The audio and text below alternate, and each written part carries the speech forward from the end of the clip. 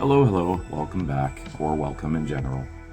If you don't know about this channel, I watch a movie, I sit down, no script, etc. No jump cuts, just me talking. So, there you go, I've warned you.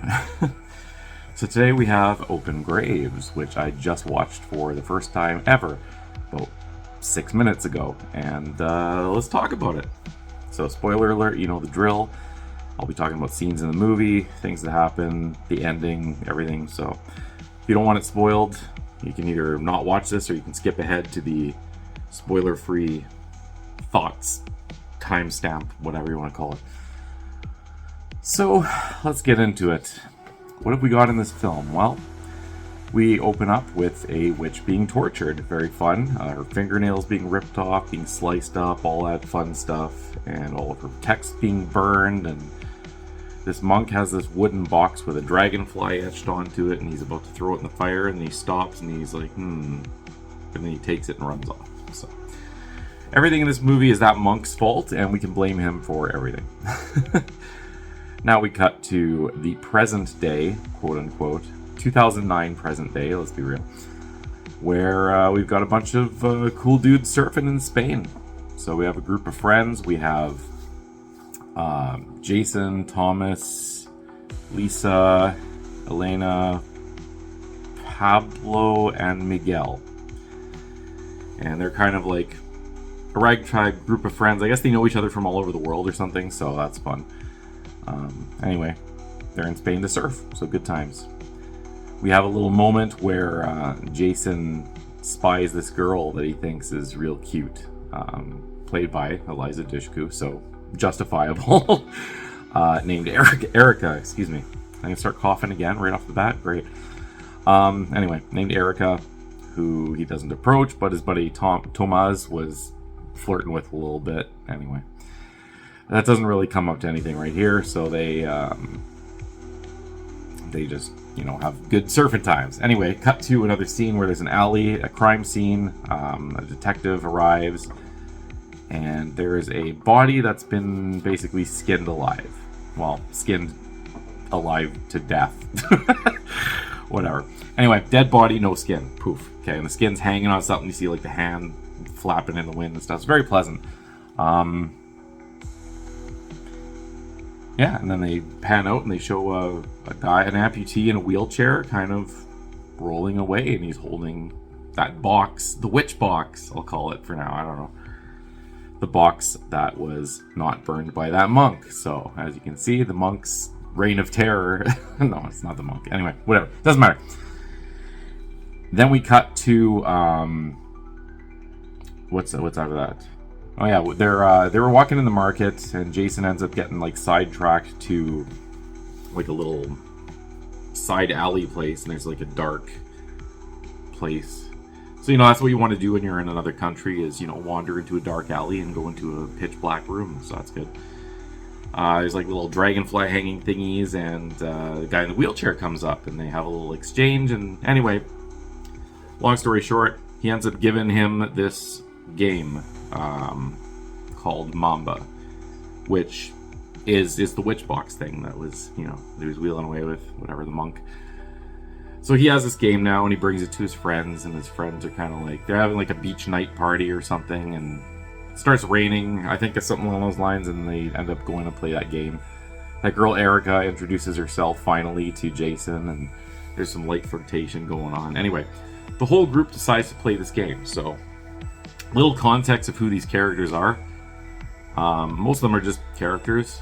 We have Tomas, who's kind of like a player, so he's dating Lisa, but he's like seeing Elena on the side or something, and it's like a thing that, Elena's kind of like sad about it, but she's still doing it, so I mean, you're just as guilty. Anyway, so that's his little side story. So he's not a perfect dude by any means, but whatever. They play this game, and first person lands on like Heaven's Gate or something, this little square says, and it's like, okay, you're safe, you don't have to do anything. Erica is like, I guess she must have read the rules, because she's basically telling everyone how to play the game, essentially. So I know her and Jason had been like looking at it before, so she's just taking charge, whatever. And then someone lands on the whatchamacallit, Pablo lands on an open graves tile, which means you draw a card, and he draws it, and it says epitaph. So that means essentially you're out of the game. And then it has a little, excuse me, has a little write-up on, you know, what's going to happen to you essentially in the game. What was his? It was something along the lines of like something's gonna get him on the side of the road or something like that. It's like, okay, whatever. So he's like, well, what the hell? I'm out already? He's like, oh, this sucks. And Jason throws him his car keys and like, hey, why don't you just go for a beer run, come back, and we'll shoot the shit after this. I'm sure this game will be done pretty soon. He's like, alright, so he goes off and he ends up getting his comeuppance. He pulls over to a cliffside and decides to pee off the side of the cliff, which is always a great idea. It's at the middle of the night, and a dragonfly flies at him and spooks him, and he falls off the cliff, and he's clinging to barbed wire, and his hands are slowly slipping through the barbed wire, so that must be pleasant. Falls to his death, and gets eaten alive. Well, not falls to his death, falls to his eventual death, but immediate injury, and gets eaten alive by CGI crabs. So that's him. Obviously, eventually, he's going for a beer run, right? So Jason's kind of wising up like, man, he's taking a long time. What's going on? Oh, well, who cares? Let's play the game. So they keep playing. I think Miguel draws another epitaph, and what was his? His was... I don't remember what his was, to be completely honest. I think it was something to do with, like, poison or something. Yeah, something to do with poison. Anyway. He's like, okay, that's great. Well, I'm out too. So that's fun. Anyway, they find out about Pablo's death the next day, which is not great. And they go to the funeral and all this stuff. And Erica, right away, her first intuition is like, hey, his death kind of sounds like that card that he drew. And Jason, who's into her, I guess, is, you know, going with it like, oh yeah, totally. I mean, it kind of did, right? Something from the side of the road, and that's where he died, at the side of the road, so, okay, sure. Clearly it's a coincidence, right? I mean, any sane person would assume it's a coincidence, but, yeah, alas.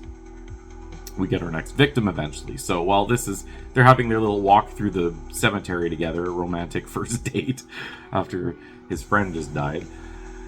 We got Tomas and Miguel and Lisa, who are doing like a photo shoot. So apparently Tomas is making like this calendar of like swimsuit girls or whatever, and obviously his girlfriend Lisa is going to be in it, right?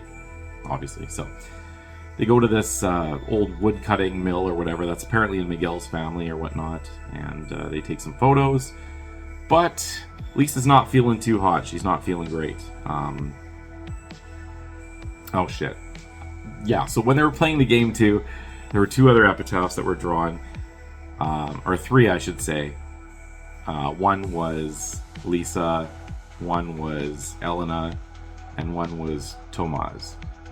So they got their cards drawn too. I don't remember what they say. I'm very sorry, but it is related to how they meet their demise, essentially. So anyway, she's feeling sick, so her and Tomas drive off, and Miguel just hangs tight because, I mean, it's his family's place, so maybe he has chores to do or something. I don't know.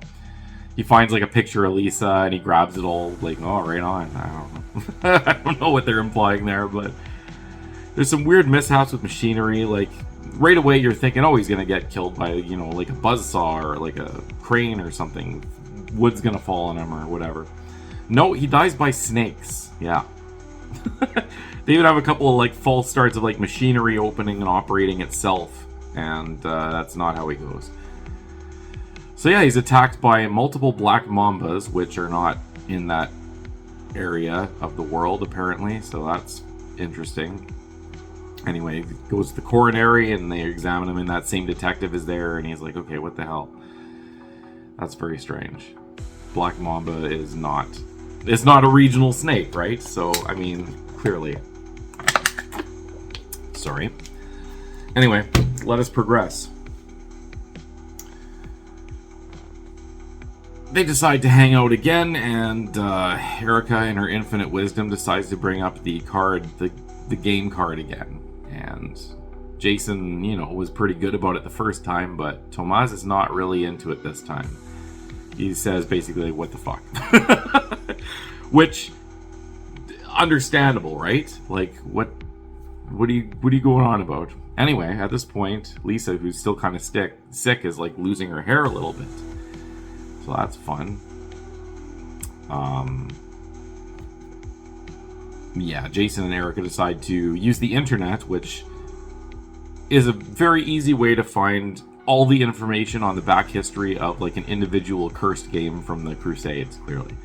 Because they find all the information on this Mamba game, and they find out that the witch was named Mamba something, and the game is made out of her bones and skin, and all the ink on the cards is her blood, and all that fun, witchy curse stuff. And essentially, the way the game is played is the winner of the game gets one wish granted, but at the risk of everyone dying, essentially. So, oh yeah, fun little fact that they mentioned too. Sorry, everyone can win and everyone can lose. So they're not playing against each other. They're playing against just trying to live in this game. So anyway, that's fun. What was after that? Yeah, so she's losing her hair, and Jason goes to like burn the game, and it doesn't work because he starts like his nose is bleeding, like dripping blood all of a sudden randomly. So I guess like don't burn the game. They never finished the game either, so that's another thing. They kind of just called it quits when they got bored of it, I guess. I don't know. Anyway, the next day, Lisa has aged a little bit. She looks really under the weather, so she's taken to the hospital, where the detective intercepts Jason and Erica as they're going to go see their sick friend, and is like, listen, Tomas called me and he told me about the game. Sure, right? I mean, okay, like, this movie, they're really pushing for suspense of disbelief, but whatever. Anyway, he says he mentioned the game, and it matched the deaths and everything, and he's like, okay, well, the game's at my place. And he's like, oh, okay, well, we'll talk later. Okay, cool. So they go and see Lisa, and she's now like the 90-year-old woman, basically lying in a bed, dying slowly. And she does die. Thomas at this point Tomas, I should say, is talking to Elena outside, and she's like, you know what, fuck this, I don't want to deal with this shit, I'm going back home. So she drives off, I guess, to drive wherever she's from. She's not like American or Spanish, so she's somewhere in Europe, I guess. Or maybe a different city in Spain, I don't know. Anyway, she drives off. Gets killed, so whatever. It doesn't matter if they're in order of how they die, they just, whatever. So she gets killed, she's driving along and talking to her mom on the phone in Spanish, and a fuel tanker gets in an accident, takes out a bunch of like telephone poles and has a leak, and she slams on the brakes seeing it last minute, and her car flips and she hits the side of it, and it all pours on her, and then a wire from the telephone pole falls in it, lights it, and she's burning. And there's a lovely scene of her like melted, crawling out of the car as she's burning and dying like halfway out of the window. So she tried. Valiant effort. E for effort. Yes. So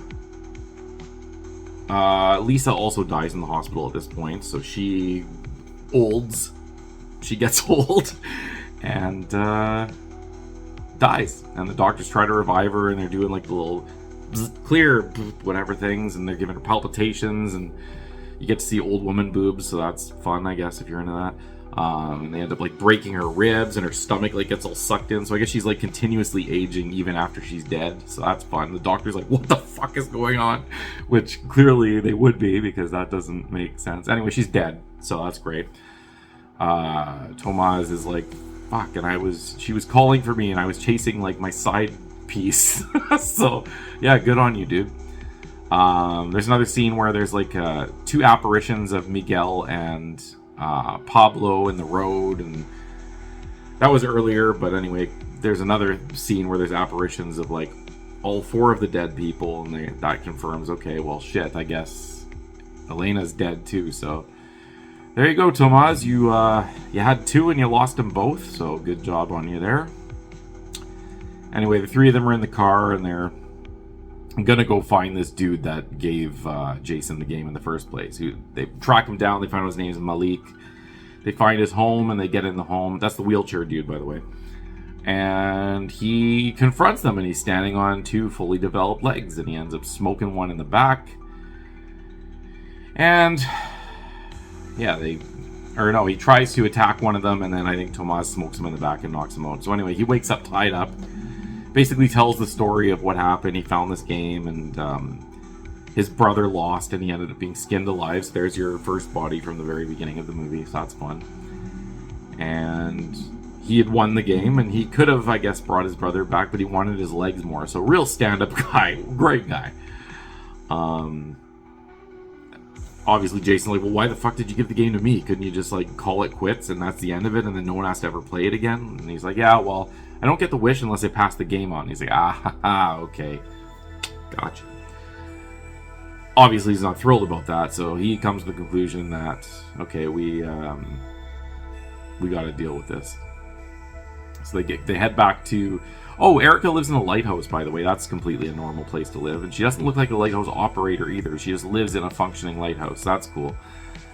I think it's in her place that they are interrogated by the detective who's already there when they arrive. And Tomas jumps him, and, you know, he has his gun out and everything. And he tells the other 2 to run, and they do. And, yeah, detective subdues Tomas easily and ties him up, throws him in his trunk, drives him up to the beach, and starts making him dig his own grave. This movie's kind of like, okay, it's a good detective. Detective says basically, listen, I want the box. I lost my son. I lost my wife. I'm getting them back. Give me the damn box, or I will shoot you right now, and you'll fall into this grave that you just dug. And he's like, I don't even have the goddamn box. Like, oh, there's nothing I can do. Yeah, I don't want to die, but like, what am I going to do? Anyway, he calls Jason and tells him everything, I guess, at gunpoint, like what's going on. And then the detective takes the phone away and it's like, listen, you bring the game or your friend dies. And then his friend decides to run, and then the detective shoots him. So there's like all of his gambling right there. His hostage, he just killed his own hostage that he was going to use to get the game back. So what incentive do they have to give him the game now? None, clearly. Anyway, so that's the end of that. Erica's like, what's going on? And he's like, yeah, he shot him, I'm pretty sure. He's like, fuck. Okay, we gotta finish this game, because I have to win this. And Erica's obviously like, what are you talking about? No, you could die. He's like, yeah, but if we don't... If I win, I can wish everyone back, right? She's like, okay, fair enough. So they set up the board, and she sits down with him, says, I'm playing too. And he's like, no, you're crazy. He's like, listen, if I win... Or, I mean, if I play, there's like 2 chances of someone winning. So, you know, odds are ever in our favor, or whatever it was from Hunger Games. Anyway, they play the game, and unfortunately Erica draws an epitaph card, which has something to do with like the water or something like that. And anyway, so she's like, okay, well, I guess I'm gonna die, so that's great. He ends up going to the very end, and he's like, well, great, I win, right? And she's like, no, unfortunately, there's still one last step you gotta do. And he's like, okay, and this is, I know everything about this game, and read the instructions clearly multiple times, somehow. She's like, yeah, you have to put your piece in the snake's mouth, and like one snake lies and one snake tells the truth, and you have to ask it a question, and then based on its answer, you have to figure out which one is the right one to put it in, or something like that. I don't know, it's a convoluted whole thing. So he comes up to...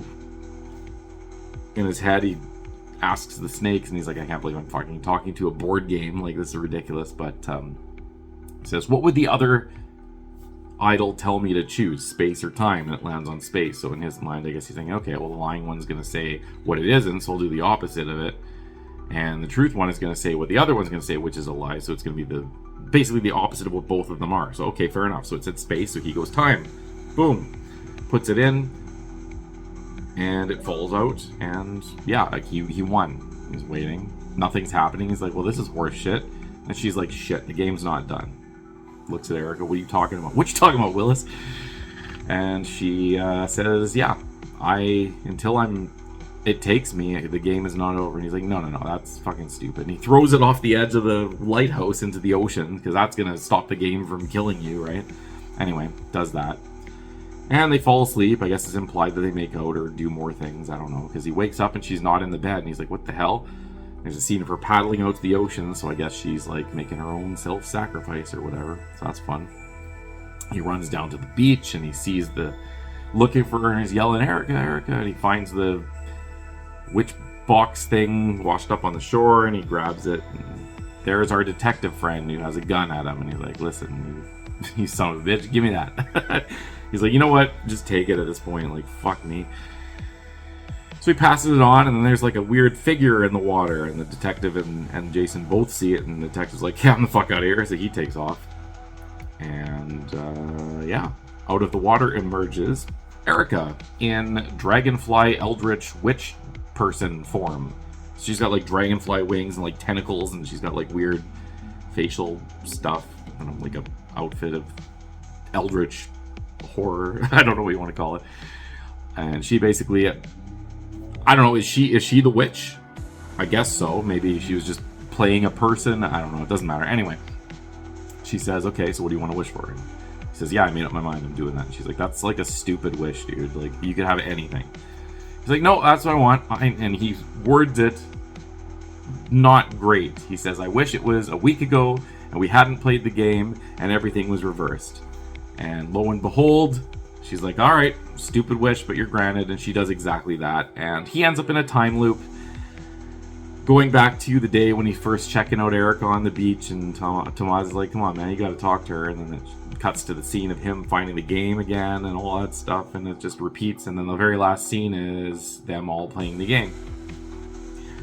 So he's forever in a time loop of everyone dying. So that's fun. She did grant his wish, technically. So that's pretty cool of her, I guess. What did I think? Well, Eliza, we got to get you some better movies, man. We're 2 for 1 now. Wrong Turn I liked. Soul Survivors was ass.